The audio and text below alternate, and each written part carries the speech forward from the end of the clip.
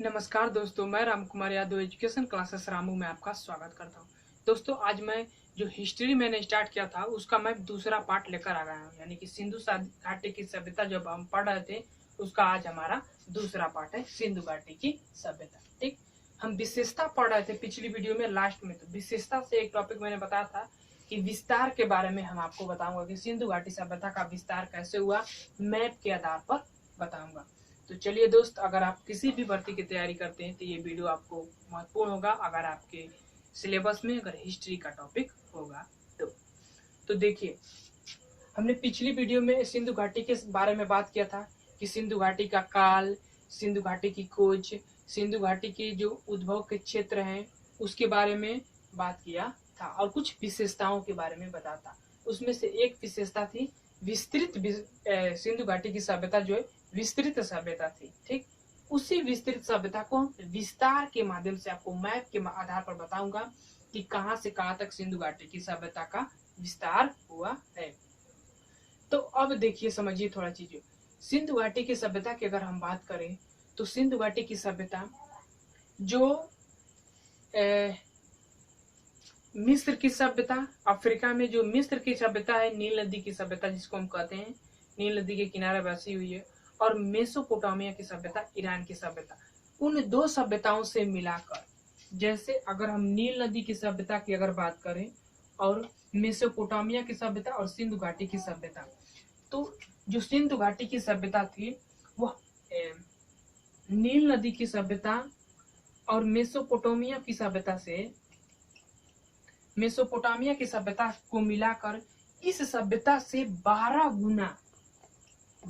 गुना बड़ी यह सभ्यता थी जो सिंधु घाटी की सभ्यता थी। और इन्हीं सभ्यताओं, जो सिंधु घाटी की सभ्यता और नील नदी की सभ्यता थी, इन्हीं सभ्यताओं के समय सिंधु घाटी सभ्यता का भी विस्तार हुआ था। पिछली वीडियो में जब हम उद्गम के बारे में बात किया था तो विभिन्न वैज्ञानिकों का मत में बताया था आपको, तो उस आधार पर आप उस वीडियो को देखिएगा, उसके बाद ये सीधा सीधा समझ में आएगा। तो सिंधु घाटी की सभ्यता, नील नदी की सभ्यता, मेसोपोटामिया की सभ्यता से 12 गुना बड़ी सभ्यता थी सिंधु घाटी की सभ्यता। अब देखिए, सिंधु घाटी के विस्तार की अगर हम बात करें तो ऊपर में जम्मू कश्मीर के मांदा नामक स्थान जो कि चीनाब नदी के किनारे बसा हुआ है, जम्मू कश्मीर में मांदा का क्षेत्र है जो, और एक आलमगीर यूपी के हिडन नदी के किनारे बसा हुआ आलमगीरपुर है यूपी में, यहाँ तक। और नीचे अगर दक्षिण में बात करें तो दाइमाबाद महाराष्ट्र का क्षेत्र है और गोदावरी नदी के किनारे बसा हुआ है। उसके बाद पाकिस्तान में एक बलूचिस्तान क्षेत्र आता है, उसमें सुक्का के डोर नामक स्थान जो कि दास्क नदी के किनारे बसा हुआ है। यहाँ तक सिंधु घाटी की सभ्यताएं का विस्तार है। कुछ क्षेत्र अगर हम बात करें तो अफगानिस्तान में भी पाए गए हैं। जैसे दो जो महत्वपूर्ण है, जो प्रश्न बने हुए हैं वो है, एक है अफगानिस्तान में देखिए सुतकोई और मुंडी का, ये दो क्षेत्र जो महत्वपूर्ण है यह अफगानिस्तान में पाए गए हैं सिंधु घाटी की सभ्यता से संबंधित। उसके बाद जो सिंधु घाटी सभ्यता के अवशेष की अगर हम बात करें तो पाकिस्तान, भारत और अफगानिस्तान 3 राज्यों में फैली हुई सिंधु घाटी की सभ्यता है।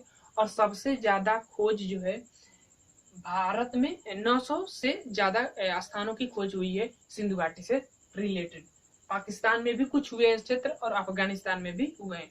अब तक लगभग स्वतंत्रता के बाद की अगर हम बात करें तो 1500 से जो अधिक क्षेत्र हैं वह सिंधु घाटी के अधिक स्थल जो है सिंधु घाटी के खोजे गए हैं। उसमें से सबसे ज्यादा भारत में, और भारत में की बात करें तो गुजरात में सबसे ज्यादा खोजे गए। नेक्स्ट वीडियो जब हम लाऊंगा तो उसमें हम कौन कौन से स्थल महत्वपूर्ण और कहां से कौन सा उत्खनन खोजा गया था उसको मैं नेक्स्ट वीडियो में बताऊंगा। तो 3 वीडियो मैंने बताया था कि 3 पार्ट आएंगे सिंधु घाटी सभ्यता से। तो अभी हमने आपको विस्तार से बता दिया। अगर उत्तर से दक्षिण की बात करें तो 1400 किलोमीटर सिंधु घाटी सभ्यता का विस्तार है, और पूर्व से पश्चिम की तरफ बात करें तो 1600 किलोमीटर तक सिंधु घाटी सभ्यता का विस्तार है। अगर एनसीईआरटी के फॉलो करेंगे तो लगभग 13 लाख वर्ग किलोमीटर में सिंधु घाटी सभ्यता फैली हुई है। तो ये था हमारा सिंधु घाटी सभ्यता का विस्तार, यानी कि मांदा जम्मू कश्मीर, आलमगीरपुर यूपी, दाइमाबाद महाराष्ट्र और बलूचिस्तान सुक्का कैडोर जो है यह पाकिस्तान में खोजे गए हैं। ठीक, तो इतने क्षेत्र में सिंधु घाटी की सभ्यता फैली हुई है। अब देखिए सिंधु घाटी सभ्यता के जो उत्खनन हुए थे, जो महत्वपूर्ण स्थल थे, जैसे हड़प्पा, मोहनजोदड़ो, चुल्हुदड़ो, कोटदीजी, बालाकोट, डाबरकोट और बलूचिस्तान सुका केडोर जो है, तो ये जो महत्वपूर्ण स्थल है उसको मैंने लिखा हुआ हूँ। पहली चीज समझिए, सिंधु नदी जो है यहाँ मानसरोवर, तिब्बत के मानसरोवर झील से निकलती है और ऐसे जम्मू का अक्साई चीन, ये अक्साई चीन अभी चीन का हिस्सा है, अक्साई चीन होते हुए फिर भारत में भी कुछ क्षेत्र जम्मू कश्मीर में सिंधु नदी की पड़ती है, उसके बाद पीओके के क्षेत्र में जाती है और उसके बाद पाकिस्तान होते हुए, सिंध होते हुए, बलूचिस्तान होते हुए अरब सागर में आकर गिर जाती है सिंधु नदी। तो सिंधु नदी के स्थल के नजदीक ही कुछ क्षेत्र खोजे गए थे सिंधु घाटी सभ्यता का, इसीलिए तो सिंधु घाटी सभ्यता का नाम रखा गया था। तो सिंधु नदी जब ऊपर से ऐसे आती है तो इसके देखिए सिंधु नदी के पश्चिम जो स्थल है वहां पर मोहनजोदड़ो नामक शहर थी, आपको मैंने बताया था, यानी कि नेक्स्ट वीडियो जो आएगा उसमें भी बताऊंगा। सन 1922 में राखेल दास बनर्जी जो है मोहनजोदड़ो नामक स्थान की खोज किए थे। यहाँ से जो भी जैसे कांस की मूर्ति हुई, नर्तकी की मूर्ति खोजी गई है मोहनजोदड़ो से, विशाल स्नानागार, तो इसको मैं नेक्स्ट वीडियो में बताऊंगा, अभी उस पर फोकस न करें। तो मोहनजोदड़ो सिंधु नदी के पश्चिम साइड पर खोजी गई थी। उसके बाद यहाँ एक रावी नदी आती है, भारत से ही निकलती है रावी नदी, उसको उस रावी नदी के पश्चिमी साइड पर हड़प्पा नामक स्थान खोजा गया था, यानी सबसे पहले सिंधु घाटी की जो उत्खनन का कार्य है हड़प्पा नामक राय बहादुर दयाराम साहनी के नेतृत्व में खोदा गया था। तो हड़प्पा नामक स्थान रावी नदी के किनारे, मोहनजोदड़ो सिंधु नदी के किनारे खोजा गया था। ये दो महत्वपूर्ण है, याद रखिएगा, सिंधु नदी के पश्चिमी साइड पर और रावी नदी के ऊपर यानी कि उत्तर साइड पर रावी नदी के किनारे हड़प्पा नामक स्थान पर खोजा गया था, हड़प्पा नामक खुदाई हुई थी स्थान पर, ठीक। उसके बाद चुल्हुदड़ो सिंधु नदी, देखिए सिंधु नदी आ रही है, सिंधु नदी के पूर्व साइड पर जो है चुल्हुदड़ो नामक स्थान खोजा गया था। अभी ये सिंध क्षेत्र में पड़ता है, सिंध क्षेत्र, ये जो क्षेत्र है हमारा सिंध क्षेत्र है, सिंध इधर पूर्वी पाकिस्तान और पूर्वी पंजाब और यहाँ पूर्वी पाकिस्तान कहते हैं, तो इसको सिंध क्षेत्र में रखा गया है। तो चुल्हुदड़ो सिंध क्षेत्र में आता है और कोटदीजी, ये भी दो महत्वपूर्ण है, ये सिंधु नदी के पूर्वी तट पर खोजे गए हैं क्षेत्र, ये खोजे गए थे। उसके बाद बालाकोट एयर स्ट्राइक आपको पता ही होगा, तो बालाकोट जो है सिंधु नदी के पूर्वी साइड पर है, यहाँ भी खोजे गए हैं कुछ क्षेत्र, यानी कि बालाकोट, और यहाँ सिंधु नदी के पश्चिमी साइड पर डाबरकोट, बलूचिस्तान का ये क्षेत्र याद रखिएगा, ये बलूचिस्तान का क्षेत्र फैला हुआ पूरा, ये बलूचिस्तान का क्षेत्र है। तो डाबरकोट बलूचिस्तान में पड़ता है, बालाकोट बलूचिस्तान में पड़ता है। तो ये स्थले जो है सिंधु नदी के आसपास जो महत्वपूर्ण है वो खोजे गए हैं, तो याद रखिएगा। सिंधु यहाँ से ऊपर की जितनी भी नदियां क्रम से है, जैसे कि सिंधु है, सिंधु नदी, उसके बाद झेलम नदी यहाँ से आती है, फिर उसके बाद रावी, ब्यास, सतलज, देखिए सिंधु झेलम, रावी, ब्यास, सतलज, ऐसी नदियां का क्रम ऊपर से आता है, ठीक। तो ये थे हमारे जो मैप के आधार पर, इंडिया के आधार पर। तो अब देखिए यहाँ से सबसे ज्यादा फैला हुआ क्षेत्र गुजरात के क्षेत्र है, उसके बाद भारत में ही सबसे ज्यादा इसका क्षेत्र सिंधु घाटी सभ्यता का पड़ता है, कुछ पाकिस्तान में और कुछ अफगानिस्तान में क्षेत्र पड़े सिंधु घाटी की सभ्यता स्थल खोजे गए हैं। तो ये हुआ हमारे सिंधु घाटी की सभ्यता स्थल मैप के आधार पर हमने पढ़ लिया। उसमें कुछ विशेषता में कुछ छूट गया था, जैसे नगर नियोजन में बताया था। नगर नियोजन क्या होता है कि एक नियमित व्यवस्था होती है नगर नियोजन। तो सिंधु घाटी की सभ्यता के जो लोग थे एक नियमित व्यवस्था से कार्य करते थे, मतलब कि एक नियमित व्यवस्था से व्यापार हुआ करता था सिंधु घाटी सभ्यता था, इसीलिए उसको एक नगर नियोजन सभ्यता रखा जाता है। वहाँ की सड़कें, नालियां, घर सब एक नियम के आधार पर बनाए जाते थे। जैसे देखिए जो सिंधु घाटी सभ्यता थी वो एक ग्रिड पद्धति पर आधारित है। ग्रिड पद्धति होता क्या है कि ग्रिड पद्धति वह होता है जैसे आप एक घर बना रहे हैं, तो इस घर के चारों तरफ सड़क हो गई है, ये घर बना रहे थे, इस घर के चारों तरफ ये सड़क हो गई, ठीक। इस घर के चारों तरफ सड़क होगी, उसके बाद यहाँ से भी एक आप घर बना सकते हैं और इसके भी चारों तरफ क्या होगी, एक सड़क होगी। तो जो घर होते थे उसके चारों तरफ सड़कें होती थी, मुख्य सड़कें, उसके बाद बीच में घर हुआ करता था।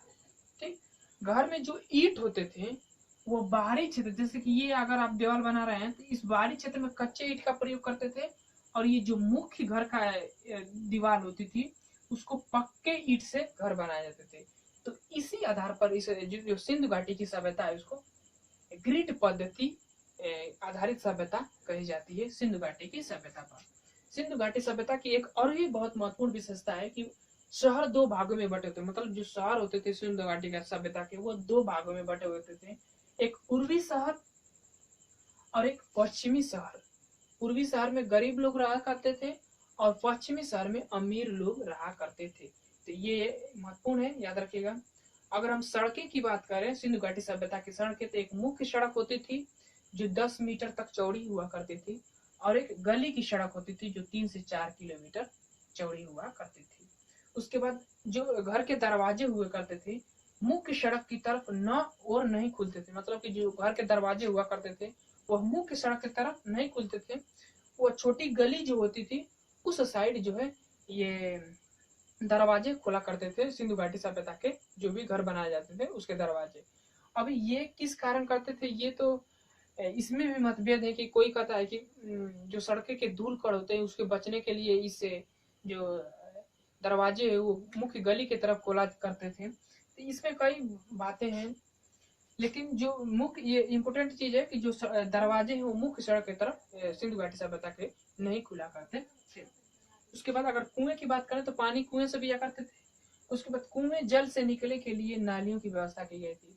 जैसे ये घर है और घर से ये नालियां ऐसे निकल रही है, यहाँ से जाकर एक गड्ढा बनाया हुआ था, इसमें से गिर कर फिर यहाँ से जो पानी का क्षेत्र है ये इधर निकल जाता था।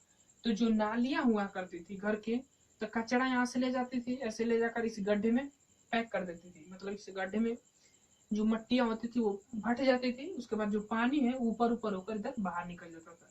तो इस तरह से जो है सिंधु घाटी सभ्यता की नालियां की व्यवस्था थी। एक बहुत ही महत्वपूर्ण बात है कि जो धौलागिरा नामक एक स्थान है गुजरात में पड़ता है, यहाँ पर पड़ता है, वहां पर लकड़ी की नालियों की खोज हुआ है। तो ये भी महत्वपूर्ण याद रखिएगा। मैं नेक्स्ट जब वीडियो बनाऊंगा तो उसमें जब एक एक पॉइंट पर मैं बात करूंगा तो वो आपको ये चीज बताऊंगा। तो धौलावीरा नामक स्थान पर जो गुजरात में पड़ता है वहां पर लकड़ी की नालियों की खोज किया गया था, कि लकड़ी की जो नालियां बनाई गई थी। तो ये थे हमारा सिंधु घाटी की सभ्यता। अब इसमें कुछ छूट नहीं रहा है, जितना भी मैंने लिखा वो सब बता दिया। तो चलिए दोस्त, अब हमारा ये वीडियो समाप्त होता है। वीडियो पसंद आए तो चैनल को लाइक करें, शेयर करें, सब्सक्राइब करें। और इसके बाद एक वीडियो आएगा सिंधु घाटी सभ्यता से, उसमें मैं बात करूंगा कि विभिन्न स्थल खोजे गए हैं, जैसे कि मोहनजोदड़ो में क्या क्या खोजे गए हैं, जैसे कांस की नर्तकी, स्नानागार, हड़प्पा से अन्नागार, वहां पर मूर्तियों को दफनाने का कार्य किया जाता था। तो मतलब ऐसे कुछ विशेषताएं हैं, उन विशेषताओं को हम नेक्स्ट वीडियो में लाएंगे और बताएंगे। उसके बाद हमारा सिंधु घाटी सभ्यता समाप्त हो जाएगा। उसके बाद नेक्स्ट वीडियो जो हमारा आएगा वो इससे संबंधित महत्वपूर्ण प्रश्न आएंगे। तो अगर वीडियो पसंद आ रहा होगा तो चैनल को लाइक करें, शेयर करें। चलिए दोस्त, वीडियो समाप्त करते हैं। Thank you for watching this video.